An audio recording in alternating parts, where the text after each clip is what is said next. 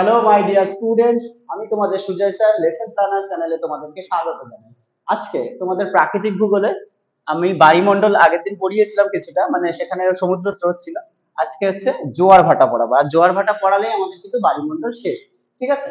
আর আমাদের আঞ্চলিক ভূগোলের কিন্তু জনসংখ্যা, পরিবহন, যোগাযোগ ব্যবস্থা সব শেষ হয়ে গেছে। এখন শুধু ওই উপগ্রহ চিত্র কিছুটা আছে, ওটা বাকি, একদিন লাগবে।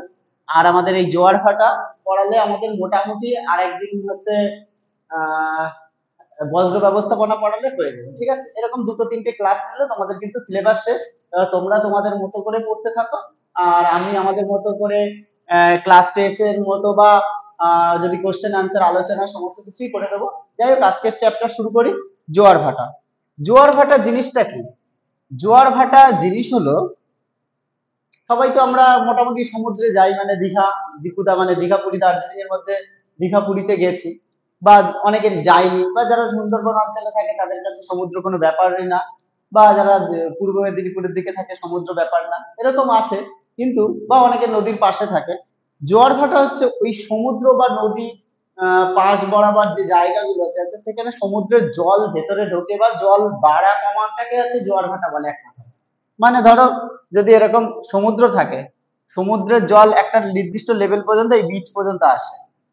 কিন্তু কোনো না কোনো সময়, বছরের বা দিনের বা কোনো সময়, দিনের কোনো সময় সমুদ্রের জলটা একটু উপচে হয়ে বেশি হয়, আবার কোনো সময় জলটা নিচের দিকে চলে যায়। এটা নদীর ক্ষেত্রেও হয়। যদি এটা আমাদের গঙ্গা নদী হয়, মানে গঙ্গা নদীর মুখ হয়, মানে হুগলি নদীর মুখ হয়, সেখানেও এখান থেকে জল ভেতরে প্রবেশ করে এই পর্যন্ত আসলো অনেকটা, মানে জল তো থাকে, আর একটু উঁচু ফুলে উঠলে জলটা এদিকে আসলো। আবার জলটা কিছুটা জলের লেয়ারটা যদি 10 ফুট উঠে থাকে, সেখানে 3 ফুট বরাবর নিচে নেমে চলে গেল। এই যে নিচে নেমে যাওয়াটাকে ভাটা বলে, আর জলের উপরে ওঠাটাকে হচ্ছে জোয়ার বলে। এরকম দিনের একটা নির্দিষ্ট সময়, এটা হচ্ছে দিনের একটা নির্দিষ্ট সময় অন্তর অন্তর হয়, কিন্তু মানে দিনে জোয়ার হয় দুবার, ভাটা হয় হচ্ছে দুবার, এরকম দিনে 4বার এই প্রক্রিয়াগুলো চলে, এটাই হচ্ছে জোয়ার ভাটা। ঠিক আছে? জোয়ার ভাটা, এবার জোয়ার ভাটা বা জলের এই উপর নিচ হয় কেন, কি কি কারণে হয়? দুটো কারণ আছে জোয়ার ভাটা ফুলে ওঠা। একটা হচ্ছে চাঁদ, সূর্য ও পৃথিবী, চাঁদ সূর্যের আকর্ষণ পৃথিবীর উপর। কিরকম জিনিসটা বলি, আমরা তো দেখি পৃথিবী, আমরা এখানে জানি কি পৃথিবীর বাইরে বা মহাবিশ্বে প্রতিটা বস্তুকে আকর্ষণ করে। প্রতিটা বস্তুকে এরকম একটা জ্যোতিষ্ক, এরকম একটা জ্যোতিষ্ক, এরকম যা জ্যোতিষ্ক আছে একে অপরকে আকর্ষণ করে। এটাই তো মহাকর্ষ। আর আমাদের পৃথিবীর মধ্যে আমরা যেটা, সেটাও তো আমরা নিজেদের মধ্যে অভিকর্ষ টানে আকর্ষণ করে, সেটা আলাদা ব্যাপার। কিন্তু জ্যোতিষ্কগুলো, এখানে ধরো চাঁদ, সূর্য, পৃথিবী একে অপরের দিকে, বা এটা অন্য কোনো গ্রহাণুপুঞ্জ আছে বা গ্রহ আছে, একে অপরের সঙ্গে আকর্ষণ করে। এই যে পরস্পর পরস্পরকে আকর্ষণ করা, এটাই মহাকর্ষ। ঠিক এখানেও,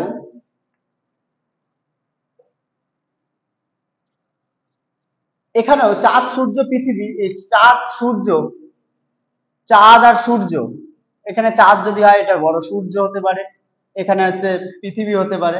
চাঁদ, সূর্য পৃথিবীকে কিন্তু আকর্ষণ করে। আকর্ষণ মানে নিজেদের, এই যে বললাম মহাকাশের উপর নির্ভর করে আকর্ষণ করে।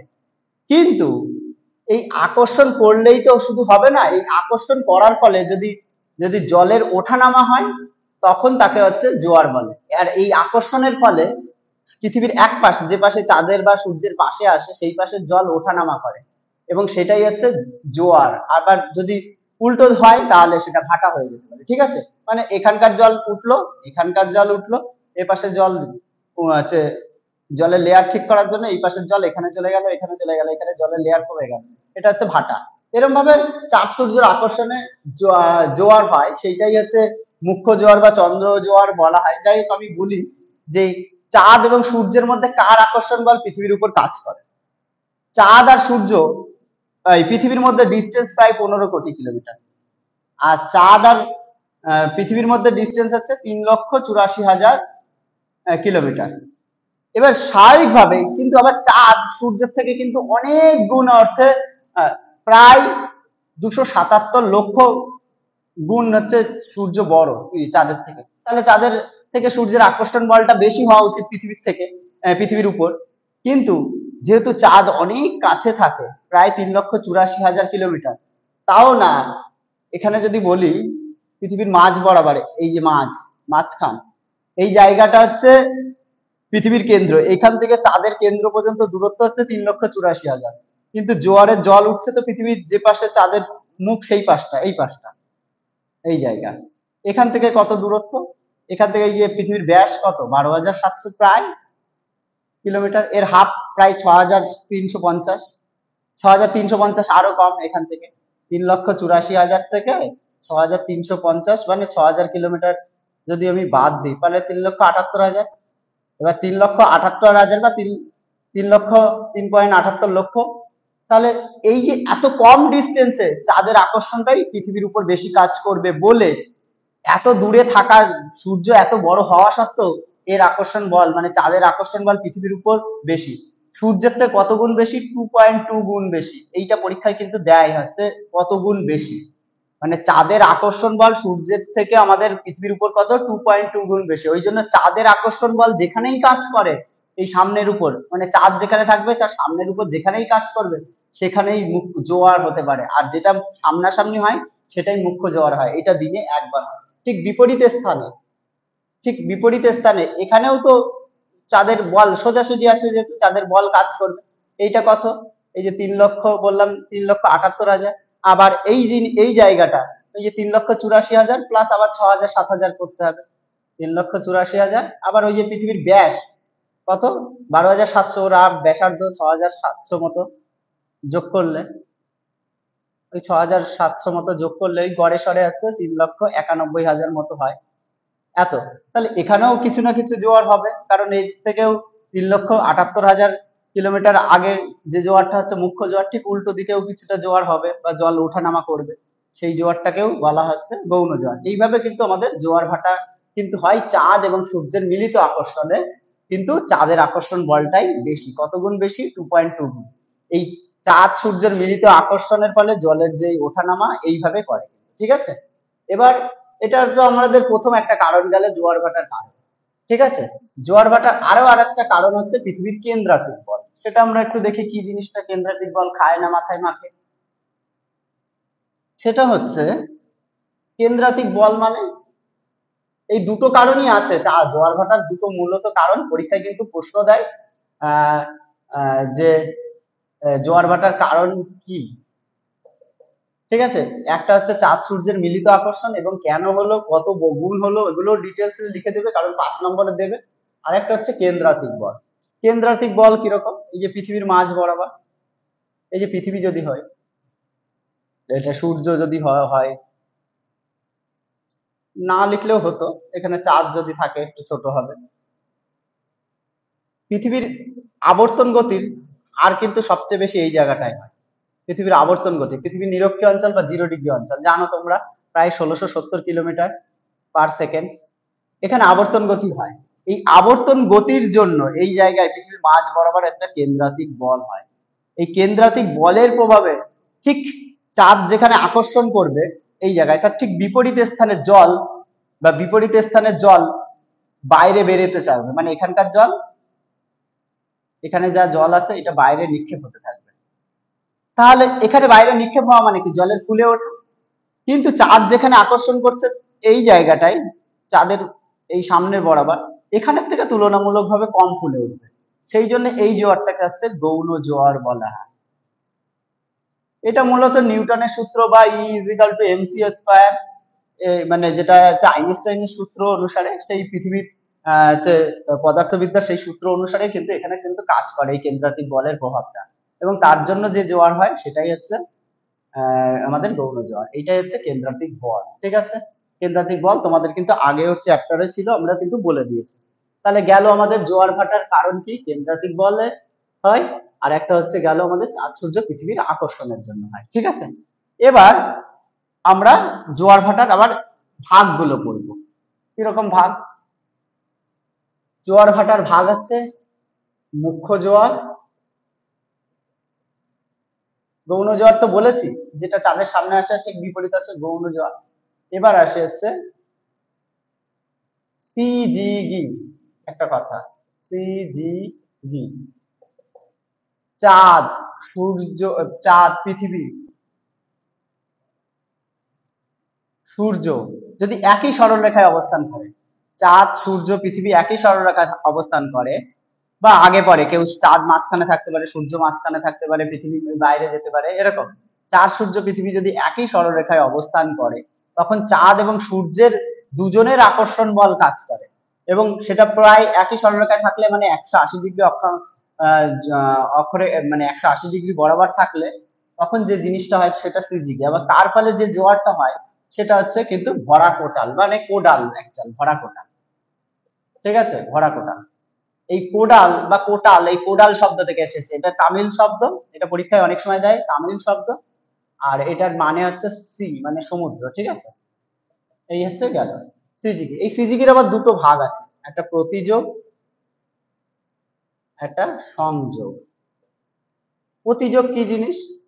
পূর্ণিমা তিথিতে, আমাদের বছর মাসে তো একবার পূর্ণিমা হয়, এই পূর্ণিমা তিথিতে পৃথিবী মাঝখানে থাকে, চাঁদ এই পাশে থাকে, সূর্য এই পাশে থাকে, মানে পৃথিবীকে মাঝখান করে চাঁদ এবং সূর্য থাকে। এই পূর্ণিমা তিথিতে চাঁদের আর চাঁদ, পৃথিবী, সূর্য একই সরলরেখায় থাকে, এই সিজিগির মতো একই সরলরেখায় থাকলেই চাঁদের একটা নির্দিষ্ট আকর্ষণ, সূর্যের একটা নির্দিষ্ট আকর্ষণ, এই দুইয়ের মিলে এই আকর্ষণের ফলে যদি জল ওঠানামা করে, এবং সেই জলটা ওঠানামা করে এমনি মুখ্য জোয়ারের থেকে 20% প্রায় বেশি, সেটাকে বলা হয় প্রতিযোগ জোয়ার বা পূর্ণিমার জোয়ার। আর সংযোগ হলে কি হয়? চাঁদ মাঝখানে থাকে, পৃথিবী এক পাশে থাকলো, সূর্য আর এক পাশে থাকে, এরকম। এবং তখন কি হয়, এই চাঁদ, সূর্য, পৃথিবীর একই সরলরেখায় একই দিকে আকর্ষণ, এই যে চাঁদ সূর্যের আকর্ষণ, চাঁদের আকর্ষণ একই দিকে আকর্ষণ করছে।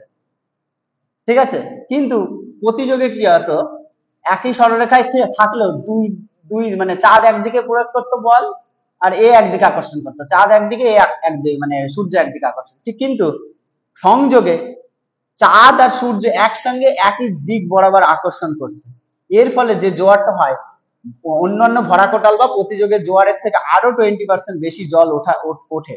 এই জন্য সংযোগের জোয়ার বা অমাবস্যার জোয়ারটা একটু বেশি হয়। এইটাই হচ্ছে সংযোগ জোয়ার বা অমাবস্যার জোয়ার বলা হয়, বা ভরাকোটাল বলা হয়। একটা প্রতিযোগ বা পূর্ণিমার ভরাকোটাল, একটা হচ্ছে সংযোগ মানে অমাবস্যার হচ্ছে ভরাকোটাল। ঠিক আছে, এই দুই ভাবে আমরা সিজিকে কে ভাগ করি। সিজিকে, সিজিগির পরে একটা জিনিস কথা আসে, সেটা হচ্ছে অ্যাপোজি এবং পেরিজি। এই পরীক্ষায় কিন্তু এটা অ্যাপোজি দেয়, অ্যাপোজি এবং পেরিজি।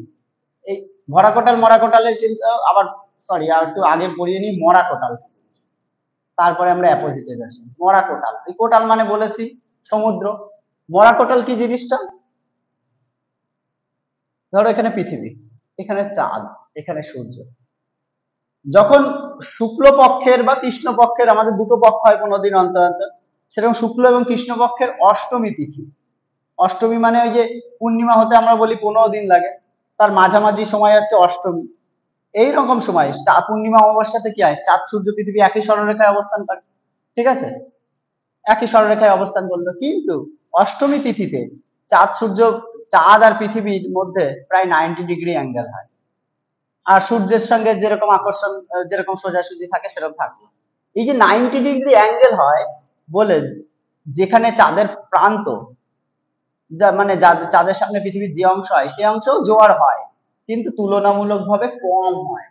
কম হয় মানে এমনি মুখ্য জোয়ারে চাঁদের সামনে যদি 90 ডিগ্রি অ্যাঙ্গেলে যেরকম হয় জোয়ার, এই জায়গায় 180 ডিগ্রি অ্যাঙ্গেলে যত জল ওঠে, ধরো 100% জল উঠলে, এখানে তার থেকেও অনেক কম, মানে 30% কম মতো জল উঠবে। এটাকে বলা হচ্ছে মরা কোটাল, মানে জোয়ার কিন্তু জলের পরিমাণটা কম হচ্ছে। ঠিক আছে, এই হচ্ছে মরা কোটালের কথা। এবার পরীক্ষায় দেয় মরা কোটালের আর ভরা কোটালের পার্থক্য। তোমরা একটু আগেই যা পড়েছো তাই, এই যে যদি ভরা কোটাল লিখি, মরা কোটাল আর ভরা কোটালের পার্থক্য যদি বলি, এটা অষ্টমী তিথি, এটা হয় পূর্ণিমা, অমাবস্যা, অমাবস্যা। এটাই জলের, জলের হচ্ছে ফুলে ওঠা, মানে জলের পরিমাণ অনেক বেশি, এটাই কম, এই সরি এটাই কম, এটাই বেশি।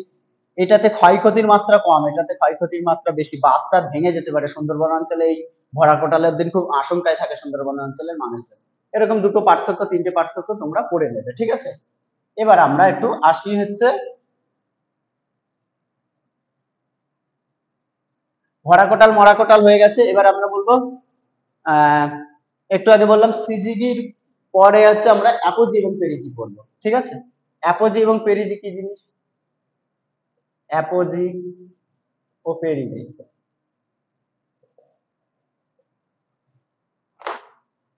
আচ্ছা তো বলবো ওই যে চাঁদ এরকম ভাবে পৃথিবীকে অক্ষরেখা, পৃথিবীকে এরকম কেন্দ্র করে, এই যে পৃথিবী, এটা হচ্ছে চাঁদ। চাঁদ ও পৃথিবীকে একবার প্রদক্ষিণ করে প্রায় 27 পূর্ণ 3 দিন বা 27 দিন 8 ঘন্টায়, ঠিক আছে? এই পৃথিবীকে প্রদক্ষিণ করতে করতে চাঁদ আর এবং পৃথিবীর দূরত্ব সর্বোচ্চ যেদিন হয় 4,07,000 কিলোমিটার, 4,07,000 কিমি, সেদিনকে বলা হয় অ্যাপোজি, মানে সবচেয়ে দূরত্ব বেশি।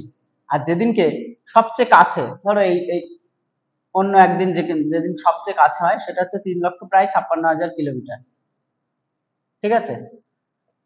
সবচেয়ে যেদিন এই দিন কাছে হয় 3,56,000 কিলোমিটার, সেই দিনকে বলা হয় হচ্ছে পেরিজি। আর যেদিন কাছে থাকবে চাঁদ, এই যে পেরিজির দিন, সেদিনকে সূর্য, চাঁদের আকর্ষণ ক্ষমতা পৃথিবীর উপর বেশি হবে, এবং পৃথিবীর উপর বেশি হলে সেদিন কিন্তু অতিরিক্ত জোয়ার হবে, সেটাইকেই বলা হচ্ছে, সেটাই পেরিজিয়ান জোয়ার। আর যেদিন খুব দূরে চলে যায়, এই যে 4,07,000 কিলোমিটার, প্রায় সেই দিন একটু জোয়ার কিন্তু কম উঠবে, সেটাই অ্যাপোজিয়ান জোয়ার। এইভাবে পেরিজি এবং অ্যাপোজির কিন্তু কথা কিন্তু আমাদের পরীক্ষার সময় অনেক সময় 2 নম্বরে দিতে পারে, যে পেরিজি কি বা অ্যাপোজি কি, চিত্র সহ বর্ণনা করো, তোমরা কিন্তু একটু দেখিয়ে দেবে, ঠিক আছে? এবং এখান থেকে শর্টও আসে, অ্যাপোজি সময় কত কিলোমিটার দূরত্ব হয়, পেরিজির সময় কত কিলোমিটার দূরত্ব হয়, ঠিক আছে? এবার আমাদের এটা অ্যাপোজি পেরিজি শেষ হলো। এবার একটা জিনিস খুব মানে ভাইটাল জিনিস, যেটা হচ্ছে জোয়ার একটা ভাটা বললাম, যে কতক্ষণ সময় লাগে জোয়ার ভাটাতে। আমরা জানি দিনে দুবার জোয়ার দুবার ভাটা, তাহলে আমাদের 24 ঘন্টায় দিন যদি হয়, তাহলে 12 ঘন্টা জোয়ার 12 ঘন্টা জোয়ার, এটা হওয়া উচিত। জোয়ার ভাটার সময়, হ্যাঁ, তাহলে 12 ঘন্টা জোয়ার 12 ঘন্টা জোয়ার, এদের মাঝখানে একটা করে ভাটা আসবে, মানে 6 ঘন্টায় আবার 12 ঘন্টা ভাটা, আবার 12 ঘন্টা ভাটা, এরকম ভাবে থাকবে, ঠিক আছে? তাহলে 12 ঘন্টা জোয়ার, 12 ঘন্টার মধ্যে আর একটা 6 ঘন্টার মধ্যে পার্থক্য হবে, ঠিক আছে? এরকম ভাবে জোয়ার ভাটা হতে পারে, মানে যদি দিনকে ওই যে বললাম দুবার জোয়ার দুবার ভাটা, তাহলে 4 দিয়ে ভাগ করে 6, তাহলে এখন জোয়ার, আবার 6 ঘন্টা পর ভাটা, আবার আবার জোয়ার, আবার ভাটা, এরকম ভাবে হওয়া উচিত, যে 6, 12, 18, 24, কিন্তু হয় না সেইভাবে, পারফেক্টলি 6 ঘন্টা টাইমে হয় না। কেন হয় না আমাদের, সেটাই হচ্ছে সময় বিন্যাসে পড়বো আমরা।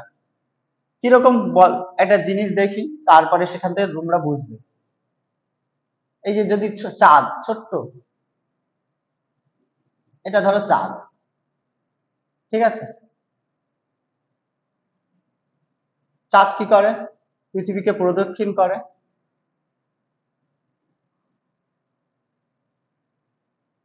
এটা চাঁদ না, এটাই পৃথিবী করে।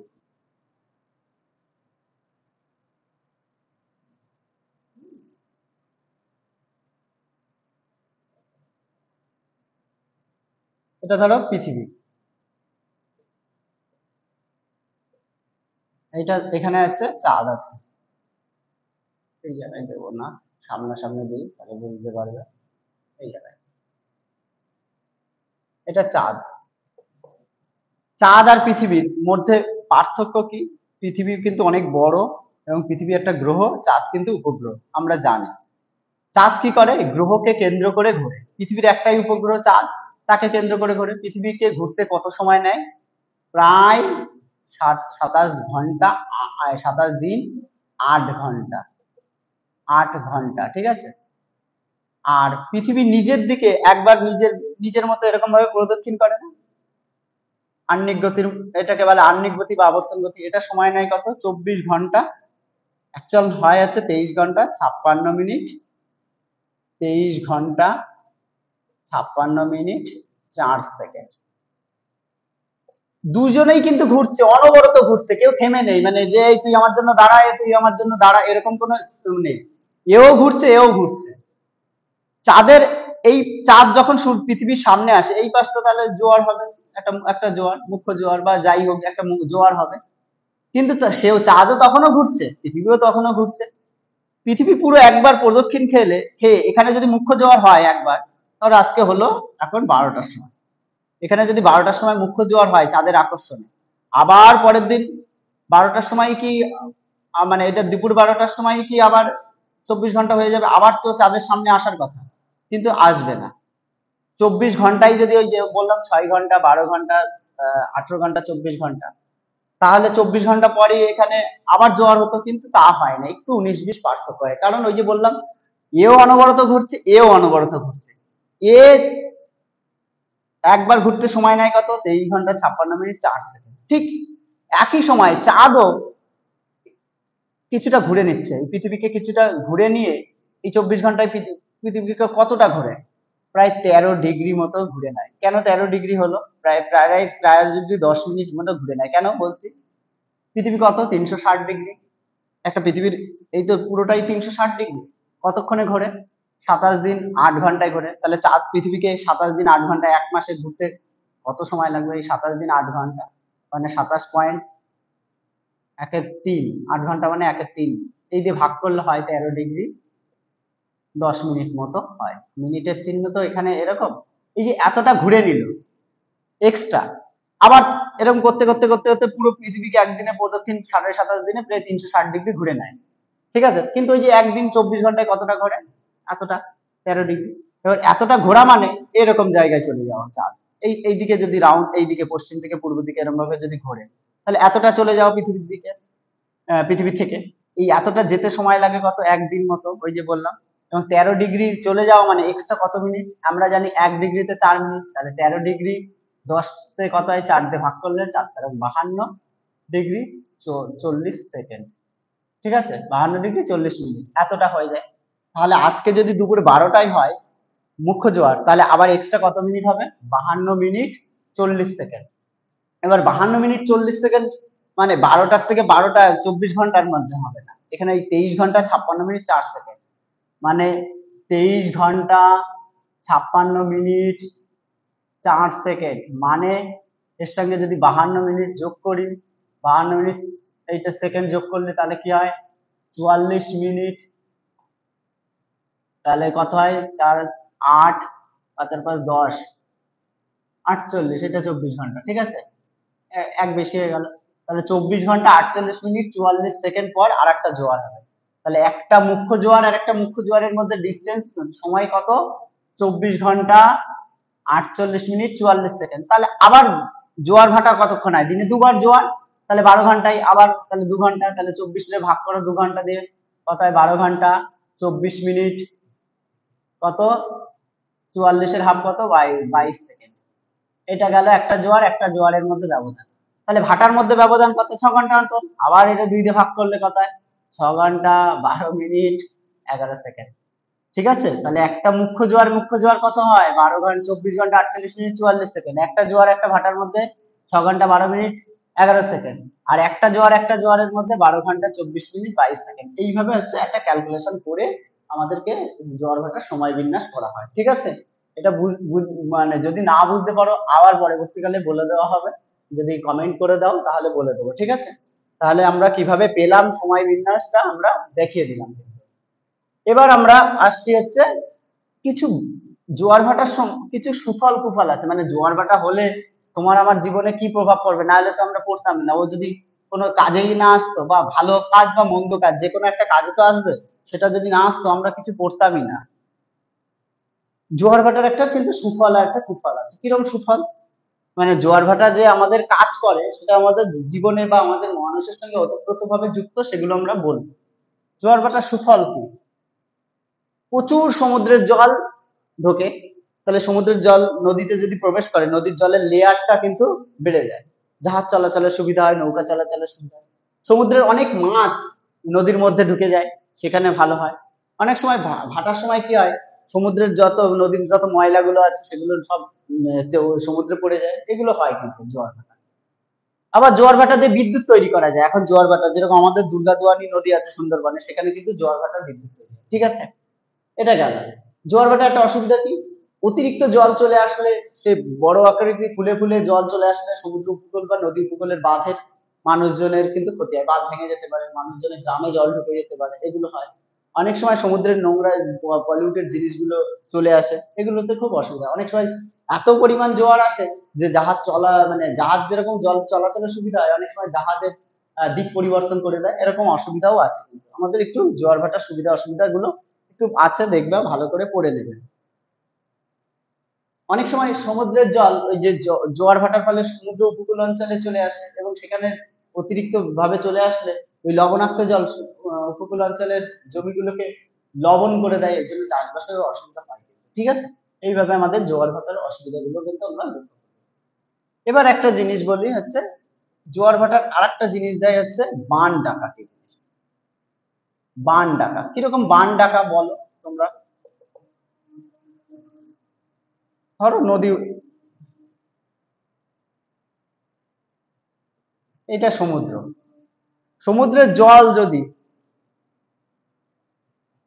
নদীর মধ্যে প্রবেশ করে যখন ঠিক বর্ষাকাল হয়, বর্ষাকালে নদীতে এমনি জল থাকে, চারিদিকে জল নামে, তখন জল এমনি থাকে। আবার ভরা কোটালের দিন মানে অতিরিক্ত জোয়ারের দিন, এই জলটা স্বাভাবিকের জলের থেকে অতিরিক্ত ফুলে সমুদ্র উপকূলের দিকে বা নদী উপকূলের দিকে, এই আশেপাশের দিকে বা নদীর মধ্যে ঢুকে যায়, এবং অতিরিক্ত ফুলে 10 মিটার, 5 মিটার, 2 মিটার এরকম ফুলে নদী উপকূলের থেকে, এই যে যেখানে মোহনা থেকে একেবারে নদী উপত্যকার দিকে ঢুকে পড়ে।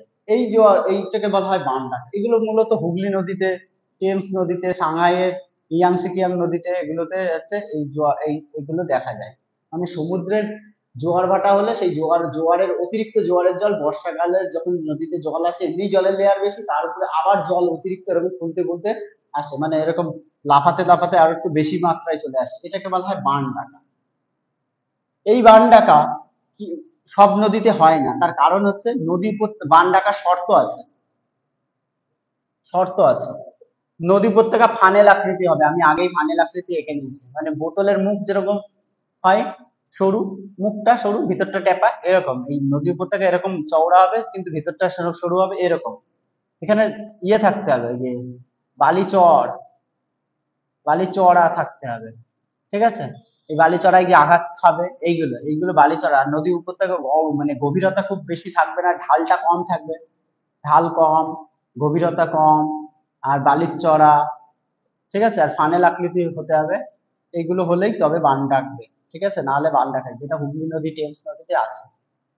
আর একটা বান ডাকার আর একটা জিনিস হচ্ছে সারাসারির বান বলা হয়, সারাসারির বান।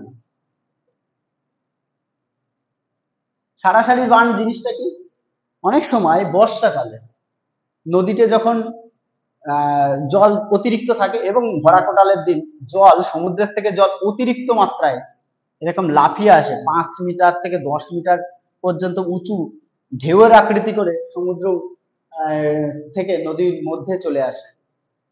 এটা এটা যখন চলে আসে তখন দুটো পূর্ণ গর্জনকারী ষাঁড় যদি লড়াই করে, মানে পূর্ণ গর্জনকারী বলছি, পূর্ণবয়স্ক ষাঁড় যদি লড়াই করে যেরকম আওয়াজ করে, সেরকম ভাবে জল ওরকম আওয়াজ করতে করতে কিন্তু নদীর সমুদ্র উপকূল থেকে, নদীর মোহনার থেকে একেবারে পুরো নদী উপকূল মানে ভেতরে পর্যন্ত চলে আসে। এটাকে বলা হয় সারাসারি বান। এই বানটাকে, এই যে নদীতে যত বড় বড় জাহাজ নোঙর করা থাকে বা অন্য কিছু নৌকা টোকা থাকে, তারা কিন্তু তাদের কিন্তু যাতায়াত নদীতে এরকম সারাসারি বান, হাওড়া ব্রিজের উপর জাহাজ আটকে গেছে, এরকম নিয়ে একটা প্যান্ডেলও পুজোর সময় দেখেছি হয়েছিল, এবং আটকেও গিয়েছিল, এটা সত্য ঘটনা। এরকম এত উঁচু উঁচু হয়, এটাকে বলা হয় সারাসারি বাঁধ। ঠিক আছে, তাহলে আমাদের এগুলো কিন্তু পরীক্ষা কি কি আকারে দেয়, সারাসারি বাঁধ কি, বান ডাকা কি। ঠিক আছে, তারপরে জোয়ার ভাটার এই বান ডাকার শর্তগুলো দিতে পারে, জোয়ার ভাটার টাইমিং দিতে পারে, তারপরে জোয়ার ভাটা কাকে বলে, জোয়ার ভাটার কারণ, এইটা সবচেয়ে বড় প্রশ্ন হচ্ছে, কারণ দিতে পারে। ঠিক আছে, এই হচ্ছে আমাদের প্রশ্ন, আর কিচ্ছু নেই এর মধ্যে। ঠিক আছে, আমাদের জোয়ার ভাটা কিন্তু এখানে শেষ হয়েছে, পরের দিন আমরা বজ্র ব্যবস্থাপনা পড়াবো, তারপরে উপগ্রহ চিত্র আস্তে আস্তে পড়িয়ে দেবো, হয়ে যাবে। ঠিক আছে, আর এখন সপ্তাহে 2 দিন ক্লাস না করালেও হবে, একদিন করে ক্লাস করাই একটু করে, তাহলেই হয়ে যাবে। ঠিক আছে। মানে আজকে একটা ক্লাস করালাম, আবার এক সপ্তাহ পর আরেকটা যদি ক্লাস করাই, তাতে আমাদের এই জয়ের হয়ে গেল, আর একটা চ্যাপ্টার, আরো দুটো চ্যাপ্টার দুদিনে শেষ করে যাবে। ঠিক আছে, থ্যাংক ইউ তোমাদেরকে। আজকের মতো ভিডিও আমাদের এখানেই থাকলো।